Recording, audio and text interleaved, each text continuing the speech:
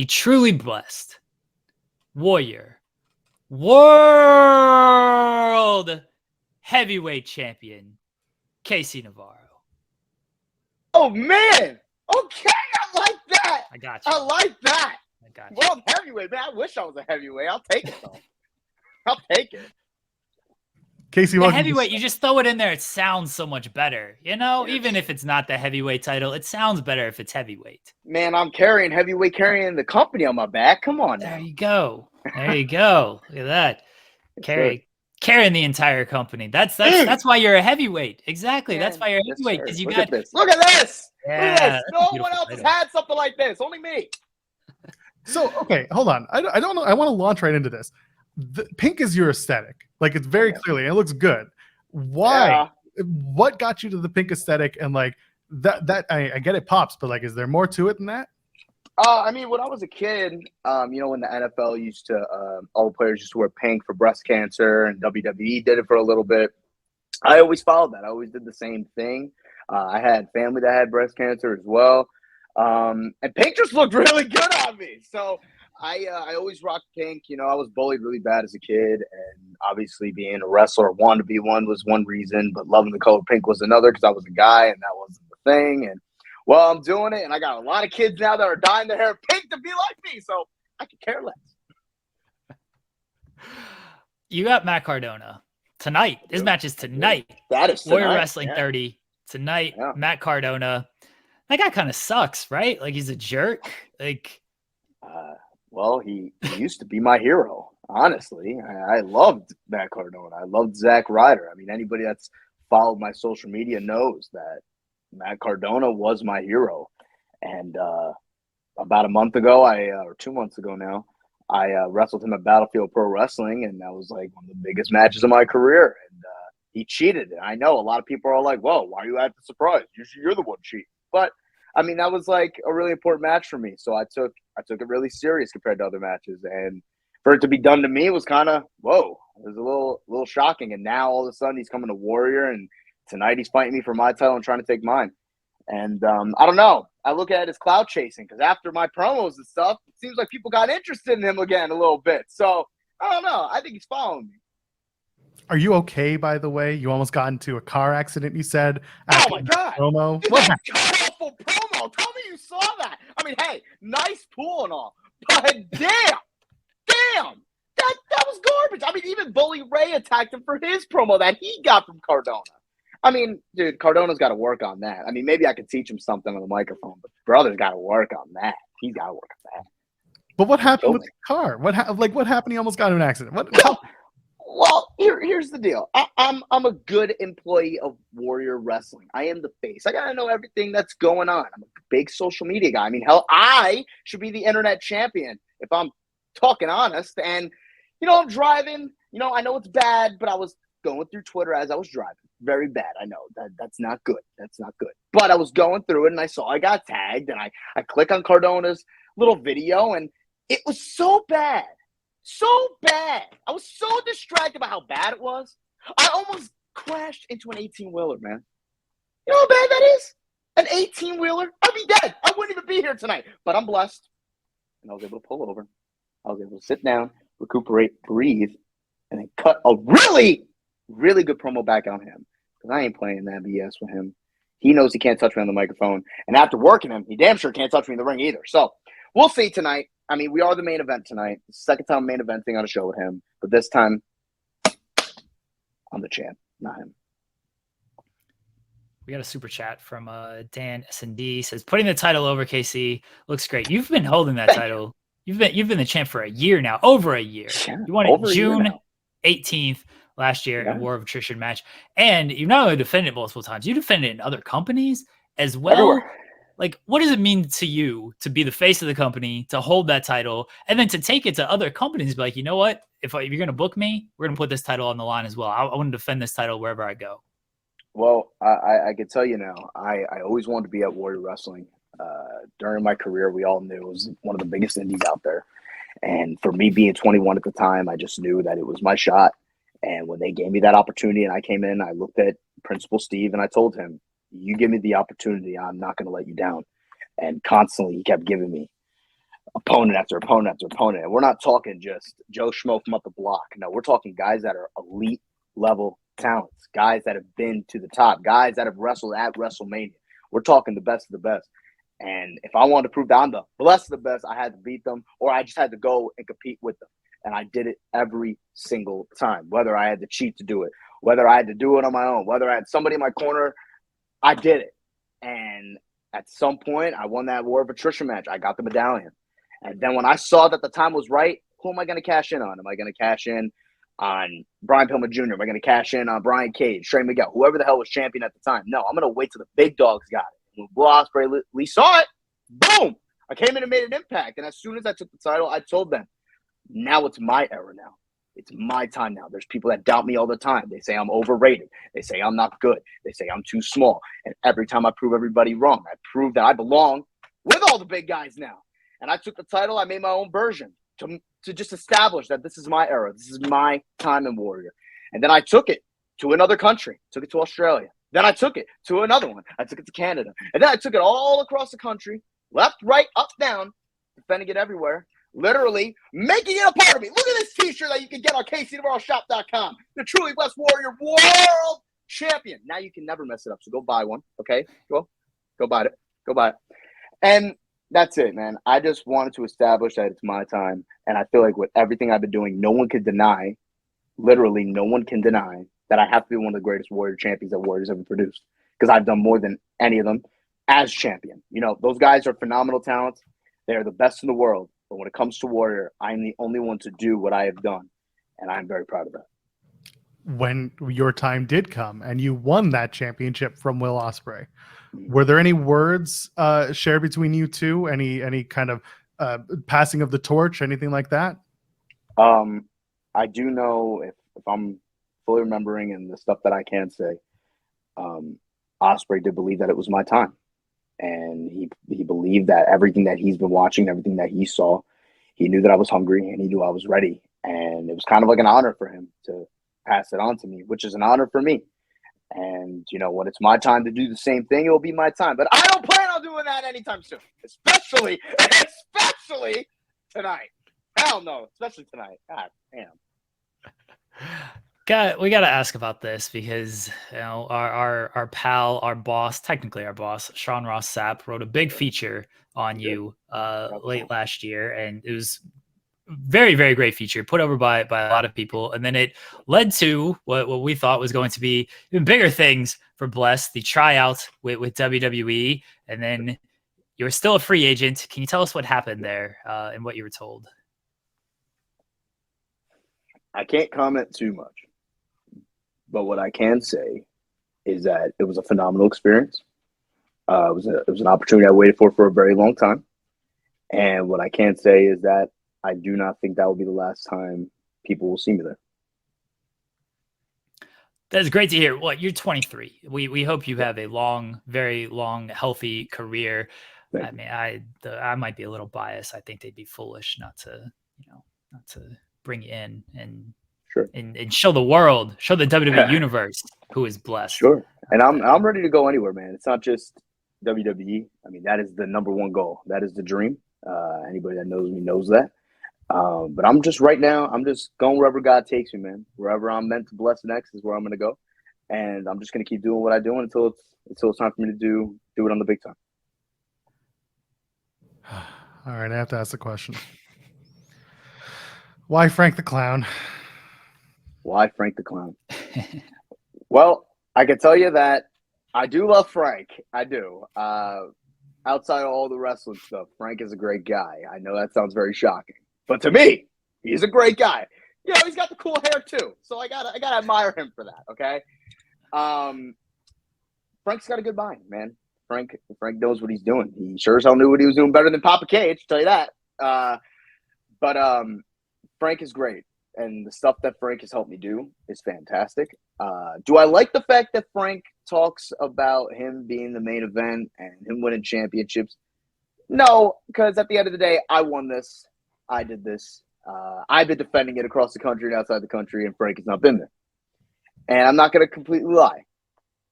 I know everybody with the graphics and everybody talking about it. Frank's in my corner tonight. I'm going to be straight with you. I don't care. This isn't about Frank tonight. This isn't about me and Frank tonight. Tonight is about me and Cardona. Tonight is about me versus my hero. Tonight is about me getting redemption on my hero and my hero coming to my house trying to take my title. So if I'm going to be completely honest, tonight, when it comes to me and Frank, I don't care to talk about it. I don't care because it is not about me and Frank tonight. And I know that might hurt Frank, but it's not about me and Frank tonight. Tonight is about me and Cardona. I want to ask about Jordan Oliver, a man you have a long history with. I spoke to Jordan earlier this year, and he credited you for getting him his first booking. And I know, like, in one of your first early matches, you teamed with Jordan. Yeah. What has that relationship been like from basically the start of y'all's careers to now? I think your last title defense was against Jordan. It was, and an honor it was. I love Jordan Oliver. Jordan Oliver is like a brother to me. I am so proud of everything that he's doing right now and everything that he has done and everything that he's going to continue to do. I wrestled Jordan when we were 13, 14, 15 in a backyard, man. Like that was my guy. And I remember when I had an opportunity and somebody was like, we need more people that's your size. I was always a small guy. I was like, hey, I know this kid. And we brought him in, and the kid always wanted to go to Japan. Look at him. Went with GCW, went to Japan. I mean, the kid is doing everything he's wanted to do. I think right now he's arguably one of the best young talents in the world, best unsigned young talents in the world, and I wish him nothing but the best. We were always close. At first, everybody saw us together. We were tagging. We were riding together. And then it got to the point where, we separated and we kind of went our own paths, but now we're adults and we're both doing our own thing.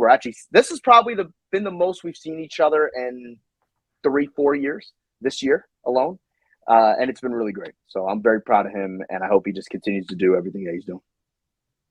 I've had a lot of people run up on you for that Warrior World Championship. I'm seeing Brian Pillman Jr., Trey Miguel, Buddy Matthews, Brian Cage, Jordan Oliver. We just talked about Matt Cardona, of course, is going to be tonight. Listen, let's be honest. Who else can or should step to KC next? Who do you want to face? Who's on your bucket list to defend that title against? If I'm being honest, I would like Will Ospreay straight up one-on-one. No war of attrition. I would give Will Ospreay a rematch for this at any time, whenever he's ready. But if there's one that I really want, I want the Amazing Red. I want the Amazing Red one-on-one. I don't want him at House of Glory. I've done my stunt with him at House of Glory. I want him at Warrior. I want the Amazing Red. I know Red hasn't been at Warrior in a very long time, but if there's one guy I want one-on-one, it's the Amazing Red. So I'm calling him out. So I hope he hears it. I'm going to make wrestling's sure in the chat. We know the company is hearing it right now. So yes, sir. We gotta make this happen for everybody. For sure. I know Red's been only doing this thing at House of Glory, but I think for Warrior, and I think if he knows it's against me one-on-one, I think Red would come to Chicago. And I'm putting it out there. I want Red. I want Amazing Red. I think chat wants to see it. I think people want to see that. Yeah. I'm all about it. Sir. Yes, sir. Ahead, I'm ready.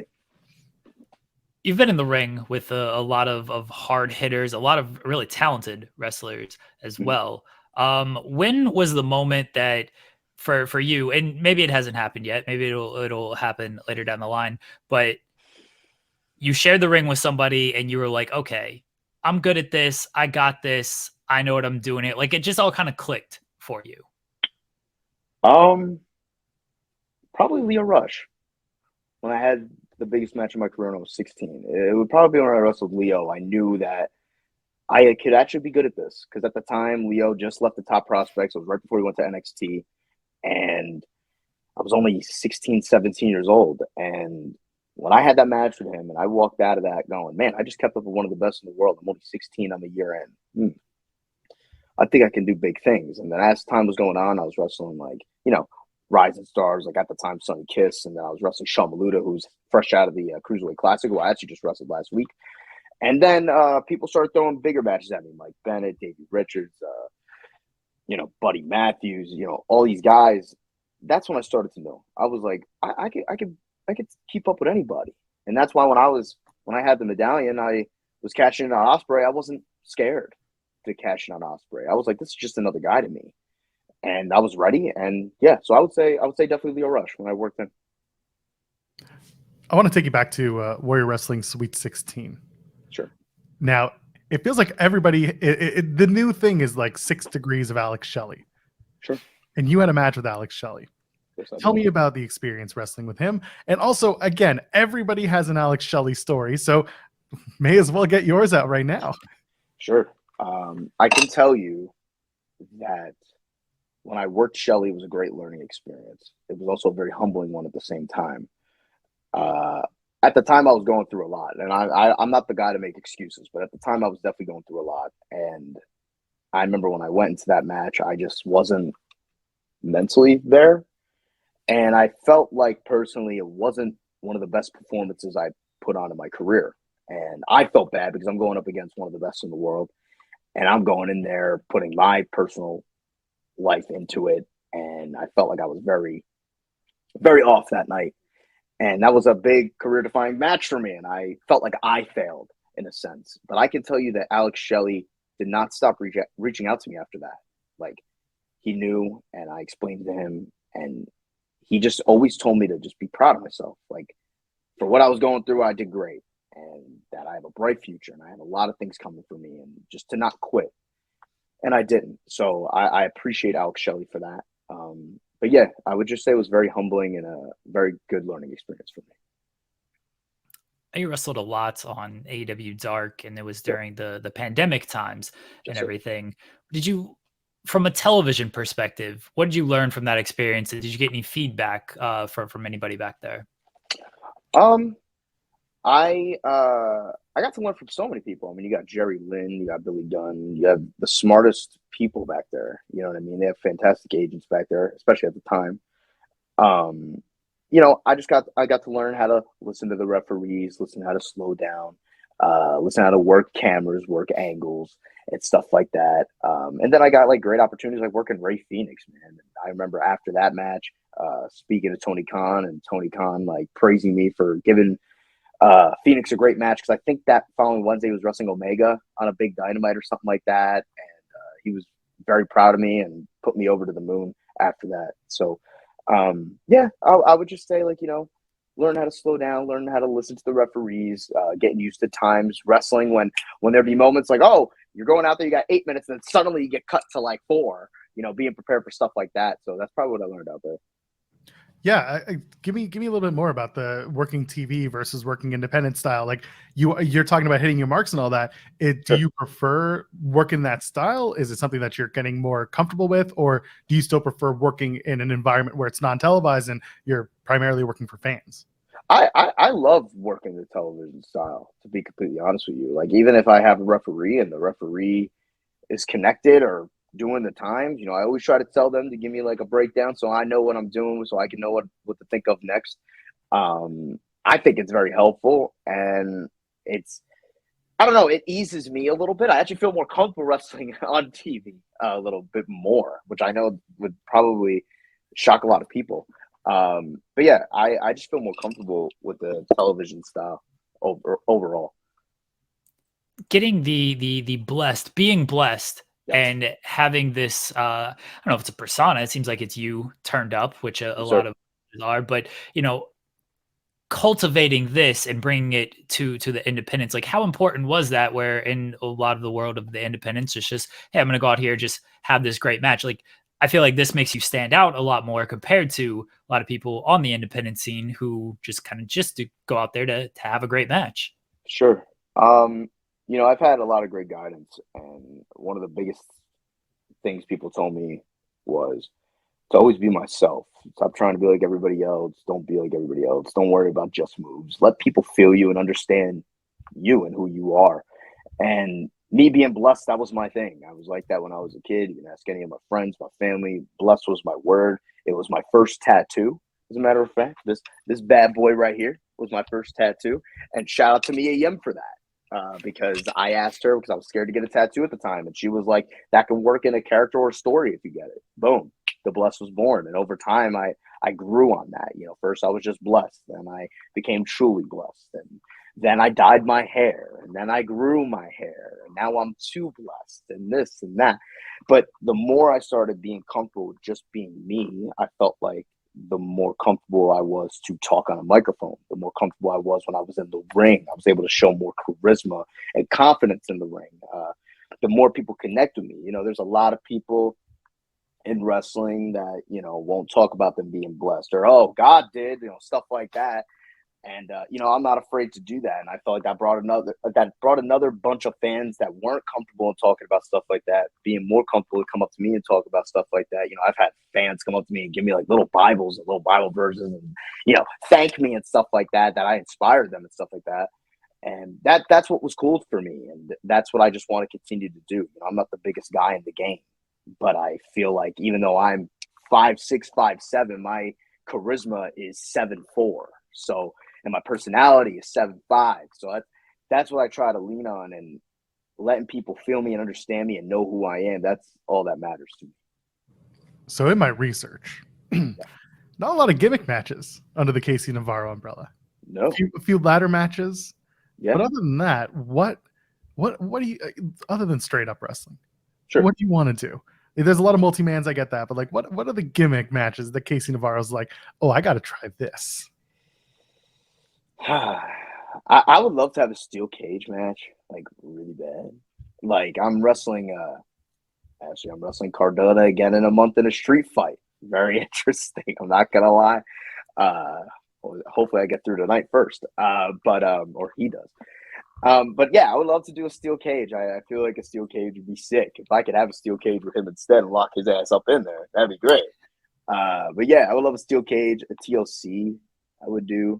I don't really get offered gimmick matches too often. I mean, if I did, I'd probably be like, oh, I want to do this, that, and the third.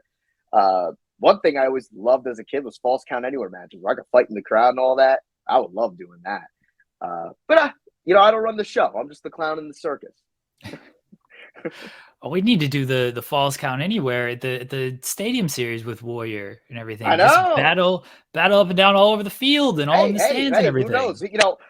Cardona, when he came to wrestle me the first time, he kept saying that he has creative control. Well, he's coming to my house, so actually I have creative control. So maybe I might change some stuff, but we'll see how I'm feeling. I still got to shop for an outfit for the show later. We'll see. Well, speaking of the style here, I Sure. have to ask, like, who did your chain? Who did my chain? Oh, Shop GLD. They're based in Miami. They made this custom blessed chain for me. I think it's sick. I love it. They make all my jewelry, as a matter of fact. I get all my jewelry from there. So go to Shop GLD. Shout out to them. There you go, everyone. I mean, I don't know if we don't have the style of Casey Navarro, but if you want to have the style of Casey, of the Warrior Wrestling champion, go to Shop GLD out there in Miami. Gotcha. As we start to wind down, this is my last question for you. Sure. I'm going to name 3 wrestlers. Okay. You're going to tell me if they are truly blessed or not. Okay. Okay. Cool. Like Roman Reigns. Truly blessed. Truly blessed. Oh, yes, he is. I'll give him that. Kenny Omega. Truly blessed. Rob Van Dam. Oh, he's damn sure truly blessed, bro. I got to hear one. I just, anytime I've ever been around Rob Van Dam, he has been such a great time. And he's just a funny guy. And he is just himself. And I love people like that. So that's as much as I can say about Rob Van Dam. Casey, we appreciate you joining us today.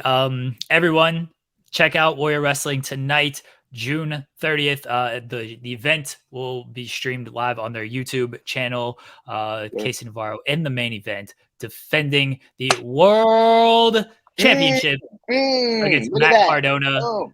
There you go. Look at the side play with the true that looks good right there. There we go. I got my logo in the leather. My logo is in the leather. Come on. That's sexy. I gotta say, that is great. Come on.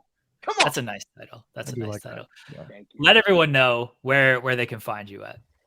Find me at KC Russell's on everything soon. That might change. I'm not gonna lie. It might change soon. But right now, it's at KC Russell's on all social media platforms: TikTok, Instagram, Twitter, YouTube. It's all at KC Russell's. You can buy this shirt, my new Blessed 24/7 shirt, and even hold on, wait. I'm not done. This is a little exclusive for tonight. Okay. Oh, I like a man who comes prepared. Let's go. yes. You know, Matt Cardona, he's always ready. That's cool and all. That's great. That's great. But tonight, you can get these exclusive. Ready for this? Always Blessed t-shirts available tonight at Warrior Wrestling and on Navarro shop.com. So make sure you go pick one up. My God, that was the best. That was the Wait. Oh, wait. You think I'm done? we got You thought I more. was done? Wait, tonight. He's not done, Joel Pearl. He's not done. Brother. Tonight, we also have brand new 8x10s available, especially me flipping off Matt Cardona. So make sure you go pick these up tonight, live at the meet and greet, and I'll see you all there. So until then, you all can stay blessed. Thank you. Thank you so much, Casey. Everyone check out you. Warrior Wrestling 30 tonight. Casey Navarro, Matt Cardona, the Warrior Wrestling World Heavyweight, because he's carrying the entire damn company on his back. Champion, truly blessed, Casey Navarro. There we go. Thank you, man. Thank you, guys. Appreciate it. Thank you, Casey.